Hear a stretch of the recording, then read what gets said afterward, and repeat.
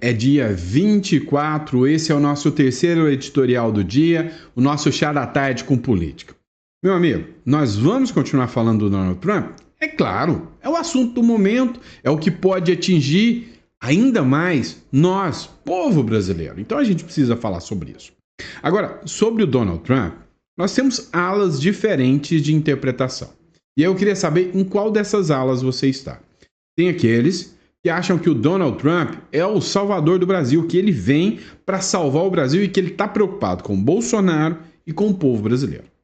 Tem a segunda ala. Essa eu tô nela. Para mim, a segunda ala é que o Donald Trump está juntando o útil ao agradável, mas que o foco dele é se salvar e salvar o povo americano. E se ele precisar detonar o Brasil para isso, ele vai detonar. Tanto é que ele está fora de controle e não é o Eduardo Bolsonaro que dita a pauta dele, o que ele pode ou deixa de fazer. Não, ele está aproveitando ali, coincidiu o argumento com o Eduardo Bolsonaro e ele vral, né? Mas que o tiro pode sair pela culatra? Pode. Ninguém sabe o efeito que o Donald Trump vai fazer. Mas que até agora eu tô gostando de ver. Agora tem aqueles que já estão tratando o Donald Trump como um verdadeiro inimigo. Opa, peraí, eu preciso salvar aqui as relações, não gosto do Lula, mas o Donald Trump tá pior do que o Lula. Eu não penso assim. Eu tô na ala número 2. Acho que o Donald Trump tá pensando no umbigo dele e enquanto tá coincidindo com os interesses de liberdade do Brasil, tá tudo bem. E você? Qual dessas alas você pensa que o Brasil tá? Porque a gente vai falar sobre isso justamente porque o Eduardo Bolsonaro falou, mas peraí, não é bem assim. Não é isso que eu pedi pro Trump. E veio isso. Outro ponto. O tarifaço do Trump. Será que o Lula pode cantar a vitória? Pode contar com o ovo na galinha? Né? Não vou nem falar a palavra. Será que ele pode? Não é bem assim. Eu já falei para vocês. O povo brasileiro é bobo? É bobo. Nós somos otários? É claro. Mas nem tanto assim. Eu quero ver. A hora que o ovo fica caro. Se alguém vai estar preocupado se a culpa é do Bolsonaro ou se a culpa é do Lula. Eu já falei isso muitas vezes para vocês. A culpa é de quem está no poder. Não adianta. Outro lado. O Davi Alcolumbre e o Hugo Mota entram na mira agora da oposição. Né? E o PL ameaça uma guerra pesada contra o Alcolumbre e contra o Hugo Mota. Vamos lembrar que foi o próprio PL que colocou eles lá. E aí, segundo a análise dos analistas políticos, o Trump, se ele partir para cima do Alcolumbre e do Mota, deu um presentão, foi para o Lula, que vão juntar eles, alinhar eles, né, cada vez mais ao Lula. Como se precisasse disso, né, gente? Brasil é isso aqui, é emenda. Para, presentão do Trump. Essa não colou, não. Agora, a ficha está caindo em vários e vários setores da sociedade. Você já viu esse cara aqui? O Alexandre Swartman? Pois é, já foi chefe, diretor do Banco Central, um dos economistas muito respeitados do Brasil. Ele resolveu fazer uma coisa muito perigosa no Brasil. Falar mal do ministro Alexandre de Moraes. E o cara não está com medo de ser preso? Você precisa ouvir, né, essa entrevista dele. Agora, começou tanta gente criticar, mas tanta gente criticar o STF, que ele, o superpoderoso Michel Temer, surgiu em defesa do Brasil, da democracia, só que ele discordou do Supremo Tribunal Federal.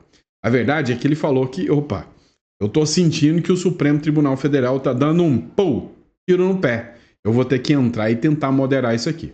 Só que a gente não pode esquecer uma coisa. Ele é o criador do Alexandre de Moraes. Será que o assunto dele, de pacificação, é o que vai resolver o problema do Brasil? O Eduardo Bolsonaro acha que não, rebateu e a gente vai falar sobre isso aqui. Então, tá fácil de resolver o problema do Brasil, né? Tá fácil. Todo mundo sabe como. Só não tem coragem de falar, senão vai preso. Bora entender tudo isso? Você que não é inscrito no canal, vai lá, inscreva-se no canal, é importante, tá? Faz muita diferença. Esse aqui é um canal que tem qualidade no conteúdo, traz as informações sempre verificadas. Esse canal é feito para você, então inscreva-se no canal, tá bom? Para você também, que acha que precisa de um plano B, né? Um país sólido, bem estruturado, entre em contato, agende uma consulta. Você pode ter uma conta em dólar, tá? Isso vale muito a pena. entre em contato conosco, tá bom? Lembrando que as consultas estão lotadas até o dia 15 do mês que vem, tá bom? Bora de informação, vem comigo, vamos de matéria. É o seguinte, vamos falar do Donald Trump. Eu já disse para vocês, eu estou na ala número 2. Eu acho que o Trump é doido. E eu não falei isso só uma vez, não. Eu falei muitas vezes para vocês. O homem é doido de pedra, né? Se bobear, taca pedra. Aqui no Brasil, nós temos um doido também, que é pior ainda. Esse que taca pedra mesmo, mas taca pedra pro lado errado, o que é pior ainda. Então o que acontece? Tá todo mundo pondo a culpa no coitado do Eduardo Bolsonaro. Olha, a culpa das tarifas é do Eduardo Bolsonaro. Gente da direita, o Zema indo lá. Olha lá, a culpa é do Eduardo Bolsonaro. Não pode defender tarifa. Gente, vocês acham mesmo que o Trump está aplicando as tarifas porque o Eduardo Bolsonaro pediu? O Eduardo Bolsonaro, o que ele fez? Ele contou o que estava acontecendo no Brasil e pediu o que para o Trump? Trump, sanciona o Alexandre de Moraes que ele está indo atrás do meu pai. O Eduardo Bolsonaro não pediu tarifa contra o Brasil, não. Não pediu, não. E aí, ele mesmo assumiu isso. Eduardo disse que pediu a Trump apenas sanções a Moraes. Ele nunca imaginou tarifaço. E sim, é literalmente esse sentido aí, tá? Eu duvido muito que ele imaginou qualquer possibilidade de tarifaço ou algo nesse sentido, tá? Matéria da Gazeta do Povo. O deputado federal Eduardo Bolsonaro e o jornalista Paulo Figueiredo afirmaram que pediram a Donald Trump sanções apenas ao ministro Alexandre de Moraes do Supremo Tribunal Federal. Não imaginavam que o presidente norte-americano poderia aplicar uma taxação pesada, como a que decretou na semana retrasada. Trump impôs um tarifaço de 50% sobre os produtos brasileiros exportados para lá. Gente, o Trump falou uma coisa quando na verdade era outra. Tá? Vamos ser sinceros. O Trump quer impor sanções, quer defender o Bolsonaro e está usando o argumento da perseguição política aqui no Brasil? É claro.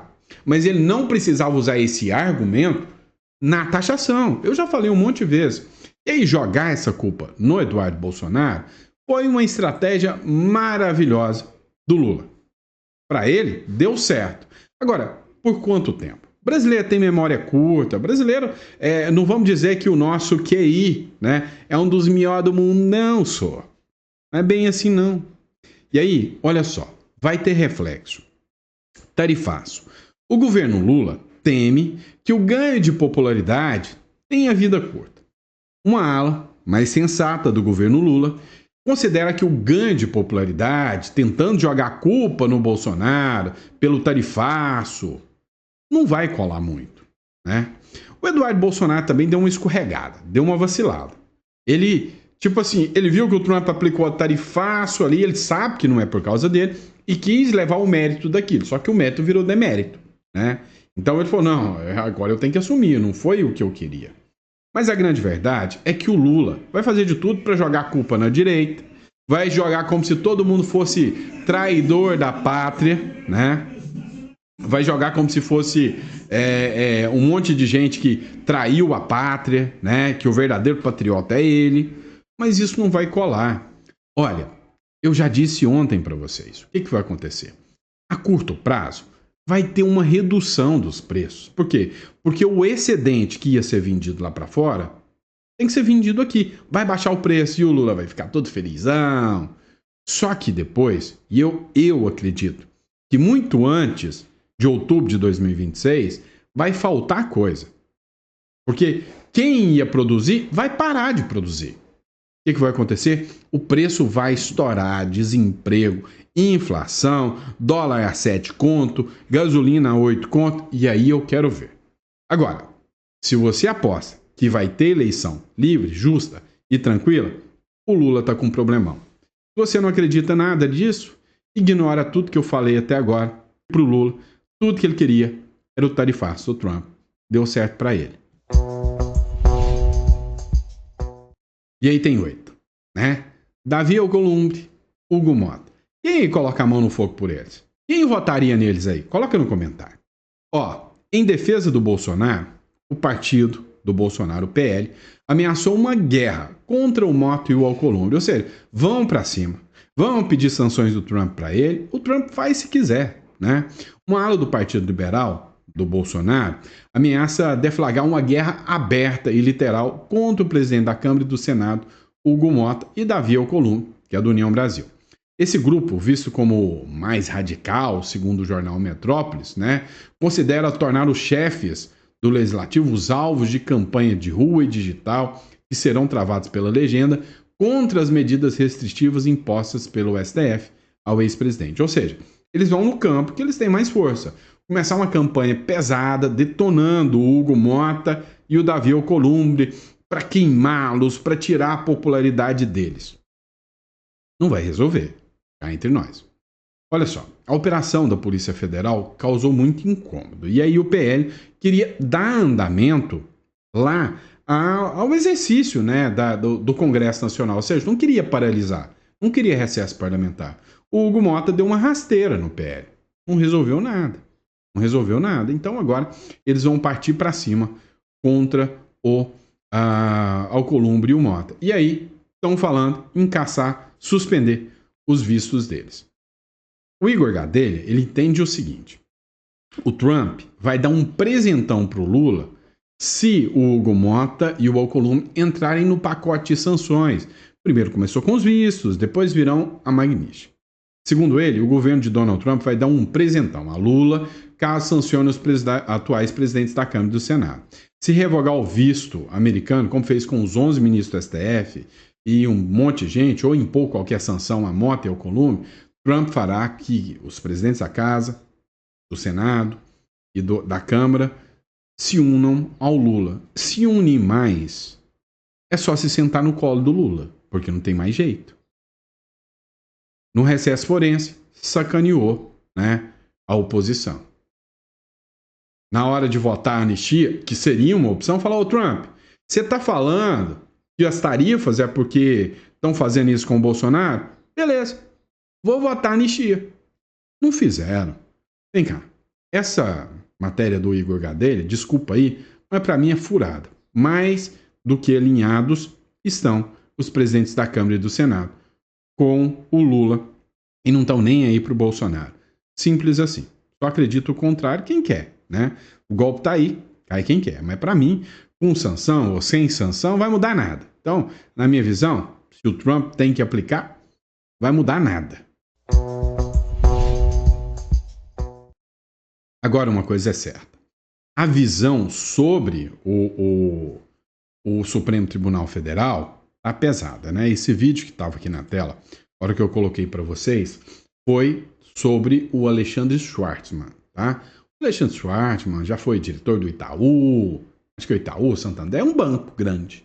Ele é muito bem conhecido, né? Muito bem renomado politicamente, ou seja, economicamente, né? Um dos economistas muito reconhecidos. E aí, o que aconteceu? Sinceramente, ele deu uma entrevista lá na TV Cultura. E aí, nessa entrevista que ele deu, ele falou sobre o Supremo Tribunal Federal. Dá uma olhada aqui. Agora, não tem a menor dúvida que o Supremo, de maneira geral, e o ministro Alexandre de Moraes, em particular, tem ultrapassado, e não por pouco, os limites dentro da ação constitucional. Ele está disposto a acabar com a democracia para salvá-la, o que para mim é uma contradição em termos. Quer dizer, em particular, essa última, né, no que diz respeito às entrevistas do Bolsonaro, é de uma ilegalidade atroz. Existe um editorial hoje no estado de São Paulo exatamente explorando isso. A gente o Supremo tem avançado sim sobre liberdades individuais, né? Ele está completamente fora de controle. Quem disse isso? Eu falo isso, mas eu não sou o único a falar isso. Então o ministro Marco Aurélio de Mello, ex-ministro do Supremo, Marco Aurélio de Mello, falando exatamente a mesma coisa. Perdeu o controle, perdeu qualquer freio no que diz respeito. O Supremo pode, porque ninguém tem mais para quem recorrer, né? Ele tem o direito de errar por último e ele tem abusado do direito de errar por último. Não vai rolar impeachment, do ministro Alexandre de Moraes. Eu sou contra, também acho o cancelamento dos vistos é uma medida estúpida também. Agora, não vamos fechar os olhos para o fato de que a gente tem um desequilíbrio gigantesco entre poderes no Brasil. Preste atenção nesse trecho que ele fala, ó, não vamos mais fechar os olhos para o fato que tem um desequilíbrio gigantesco entre os poderes no Brasil. E aqui ele está fazendo críticas ao Supremo Tribunal Federal. O que é necessário que vocês fiquem é que até agora todo o discurso de olha, o Alexandre de Moraes é autoritário, olha, ele está passando dos limites, era um discurso bolsonarista. Eram os idiotas bolsonaristas, os radicais, os extrema-direita, né, bolsonaristas que falavam isso. Que sempre estiveram certos. E agora, depois que a água começa a bater no bumbum de um monte de gente, eles começam a entender, olha, tá extrapolando. E aí, ele continua falando mal do STF. Mas a última frase que ele falou é impagável. Presta atenção. Fica até o finalzinho, mais um minutinho de vídeo e escuta a última frase que ele falou.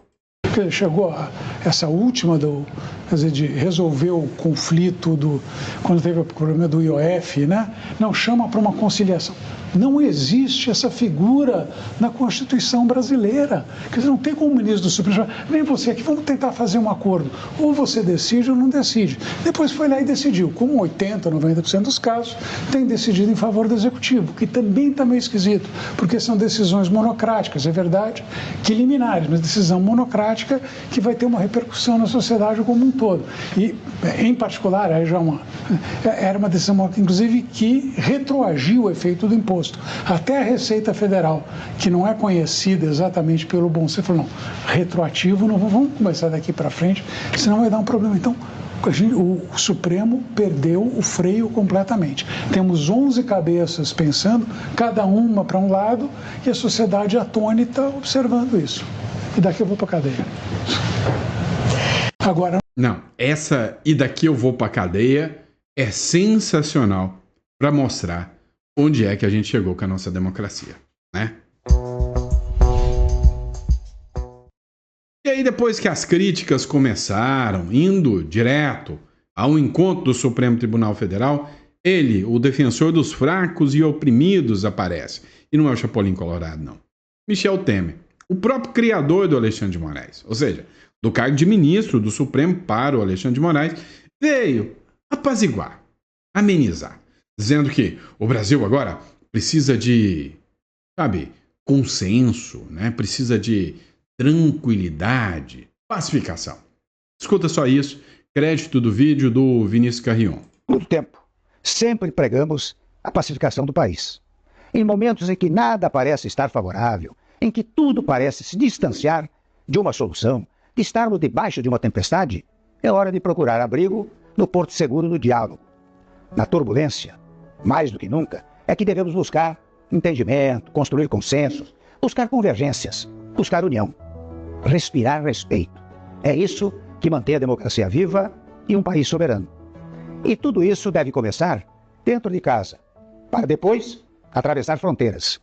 Digo isso profundamente entristecido com a taxação despropositada imposta aos nossos produtos e pela lamentável eliminação de vistos dos ministros da Suprema Corte, o que é injustificável e inadmissível.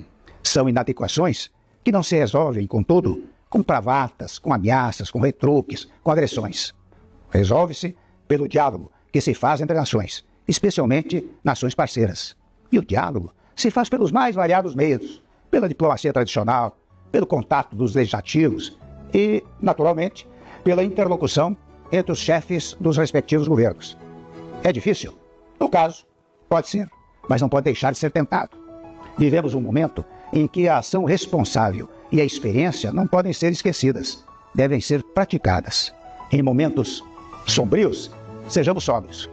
O bom senso e o cálculo estratégico devem prevalecer sem jamais partir para um confronto que transforma a situação em uma espécie de briga de rua, de brasileiros contra brasileiros, de país contra país. Devemos agir e reagir como uma nação livre e soberana que somos, sem excessos de ambas as partes e sempre rigorosamente guiados pelos tratados internacionais e pela nossa Constituição. É o meu desejo. Obrigado e um mundo melhor para todos. Ao longo do tempo, minha interpretação da fala do Michel Temer foi: ora, o Lula é incompetente para criar um diálogo com o governo Trump.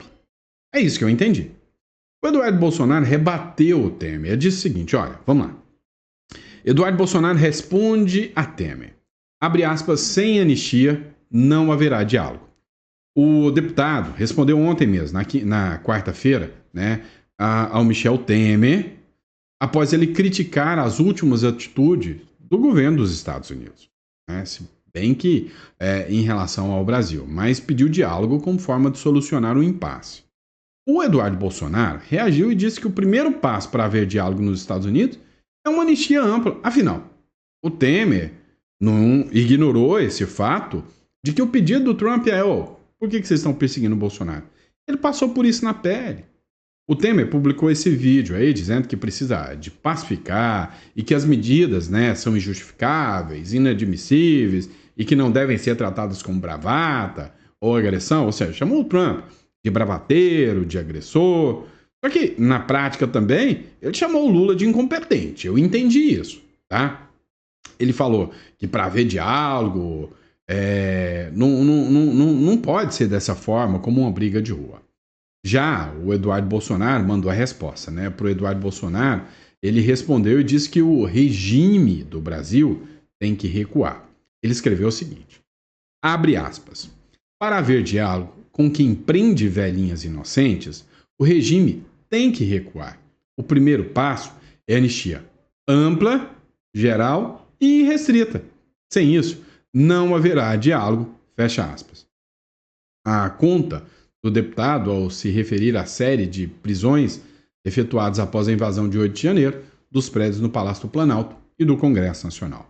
Entre nós, é assustador, é impactante, na minha visão, como o Brasil ignora que manifestantes tenham sido presos num tribunal que não era competente e tenham pego 17 anos de prisão e tá tudo normal. Para mim, que sou um aplicador do direito, ver o que fizeram com os manifestantes do 8 de janeiro, porque aquilo foi uma manifestação que virou quebradeira, pois é que a gente mais viu na esquerda até hoje. Se a gente viu aquilo e ficou calado, tá, cá entre nós. Você não é omisso, não. Você é um bruta de um isentão cúmplice. Aquilo é um absurdo sem precedentes na história democrática de qualquer país. Aquilo lá não representa a democracia, não. O direito de manifestação é livre e previsto na Constituição. E os excessos têm que ser punidos como tal, seguindo a regra da proporcionalidade, tá? Aquilo ali não seguiu isso, não. Vamos lá. Mas só parece que a imprensa tradicional está acordando para o tamanho do buraco, né? Para o tamanho do problema que ela se enfiou. Tá vendo essa tela preta? Isso aqui que vocês estão vendo é a democracia do Brasil. Tá? Em tempos sombrios. Tá, mas essa publicação aqui é da Bárbara, do Te Atualizei.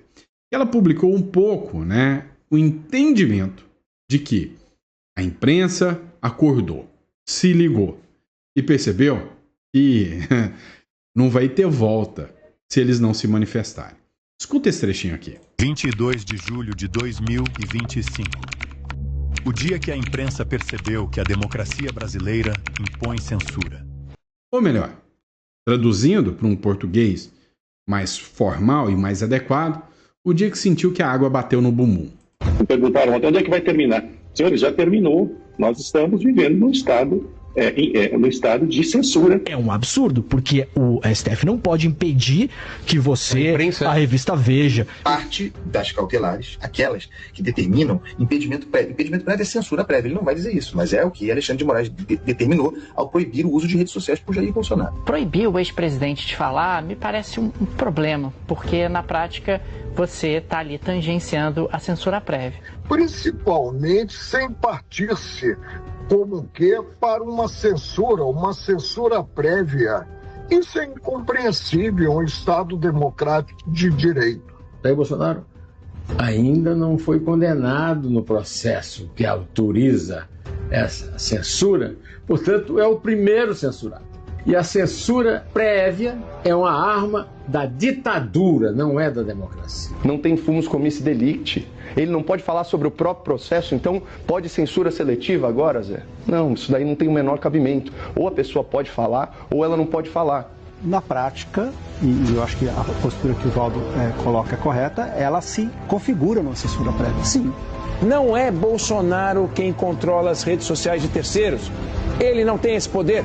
Poder que a Constituição não delega a ninguém, nem ao ministro Alexandre de Moraes. E nós estamos assistindo aqui a justiça se transformar em vingança. Nunca vi, nem mesmo sob a ditadura, a justiça agir desse modo. Como fica também a liberdade da imprensa de noticiar. Aí dizendo, opa, a imprensa está sendo censurada. A imprensa está censurada há 6 anos. Jornalistas estão banidos do país. Declarar censura prévia a uma figura política, caçar os seus direitos de todas as redes sociais, impedir a comunicação com seu filho. Onde está isso na Constituição brasileira? A assinatura artística é a proibição, é a censura. Pois é, alguma dúvida que já extrapolou todo o limite do inaceitável, né? Me chamou muita atenção. Teve uma publicação de um perfil, né, do centro da política, onde uma repórter hoje se manifestou, tenho certeza. Hoje, a gente torce para que o vídeo não viralize, porque pode, como disse o Alexandre Schwarzman, né, pode nos levar para a cadeia. Dá uma olhada na opinião da jornalista aqui, né, a Isabela Takaki. O que ela falou? Alexandre de Moraes quer controlar as redes sociais de terceiros, de outras pessoas? Ontem eu acompanhei alguns jornalistas mostrarem sua preocupação com a decisão de Alexandre de Moraes de proibir Bolsonaro de dar entrevistas e qualquer manifestação dele ser veiculada em redes sociais. Ou seja, Alexandre de Moraes quer controlar as redes sociais de outras pessoas.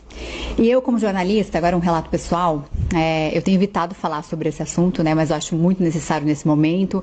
Tem gente que me fala assim, por que você acha que tem censura, sendo que você está podendo falar neste momento? Gente, censura não é pelo que eu estou falando, mas é pelo que eu estou deixando de falar. Você se sente confortável de falar qualquer coisa na internet? Eu não sinto, e muitos amigos meus também não se sentem confortáveis e são censurados sim de uns anos para cá. E não é aquela história de aconteceu com um amigo de um amigo meu. Eu vi com os meus próprios olhos meu colega de bancada recebendo uma cartinha do STF com ameaça de bloquear suas redes sociais se ele não apagasse uma publicação de opinião política. Cadê a liberdade de expressão? Aí a gente vê um monte de jornalista só agora preocupado com a liberdade, porque agora aquela expressão, né? Porque a água bateu na bunda. E o que eu tenho falado há muito tempo, né? Não o tanto que eu gostaria, né? Porque eu tenho filhos, tenho medo, receio, né? De novo, aí medo da censura e de ameaças. Mas agora parece que está chegando para muita gente. Agora, nesse caso específico da investigação do Bolsonaro, ele nem sequer é réu, porque é uma investigação sobre o filho dele, Eduardo Bolsonaro. E não precisa entender de direito para entender isso. A gente vê aqui um questionamento que diz respeito ao próprio direito de liberdade de imprensa, porque ao dizer que o ex-presidente Bolsonaro não pode dar entrevistas, como é que fica a liberdade de imprensa de noticiar? E nesses dias eu me lembrei muito de algumas citações do ex-ministro da Fazenda, Paulo Guedes, que dizia em entrevistas, em palestras, que em pouco tempo o Brasil viraria uma Argentina e depois viraria uma Venezuela. Eu fiz esse questionamento, essas perguntas, para muitos economistas, para as pessoas que eu entrevistava, sobre o que eles achavam dessa opinião de Paulo Guedes. Todo mundo falava que era imagina, impossível. Gente, foi assim que começou na Venezuela. Não subestimem. A Venezuela perdeu o Congresso, perdeu elite. Quando a Venezuela começou a ruir, muitos achavam exagero alertar, mas foi rápido. A elite calou, o Congresso perdeu força, a gente viu aí a questão do IOF. A mídia se omitiu, né, que eu acho que é a parte crucial aí, e o povo perdeu a liberdade. Foi aos poucos. Mas talvez seja tarde demais. E quando o medo cala a sociedade, quando o judiciário avança sobre o executivo e o legislativo, a democracia já começou a morrer. Então, para quem ainda não acordou, é hora de acordar. Não é sobre esquerda, sobre direita, é sobre liberdade. Hoje a censura pode não ser com você, mas amanhã será, como já está sendo para muita gente. Vamos lá. Outro ponto que a gente precisa falar, já chegando ao final do nosso vídeo, é que para além do que você pode falar, um mecanismo dos vermelhos, né, do comunismo, é ir atrás do seu patrimônio. Tá? Então, comece a se planejar, a se preparar. É óbvio, vou fazer o meu jabá aqui e dizer para vocês, nosso escritório, né, ele estrutura como você pode internacionalizar. Você vai postar todas as suas fichas no Brasil? Você vai apostar mesmo que o Trump vai ser o grande salvador do Brasil? Então, assim, você precisa entender o que é uma holding, o que é uma offshore, o que é internacionalizar o seu patrimônio, o que é saída fiscal. Isso é muito importante. Seja BVI, seja uma LLC americana. Mas hoje, o melhor caminho para mim, tá, é uma empresa no Uruguai. E se você acha que você já construiu um patrimônio, você precisa se proteger quanto a isso, vamos lá. Entre em contato, clica no link aqui e agende uma consulta sobre holding, sobre offshore e sobre residência uruguaia. A importância de tudo isso. Tá bom? Grande abraço, pessoal. Fica com Deus e eu vejo vocês no próximo editorial. Até daqui a pouco. Eu tô de volta, tá? Com vocês. Grande abraço.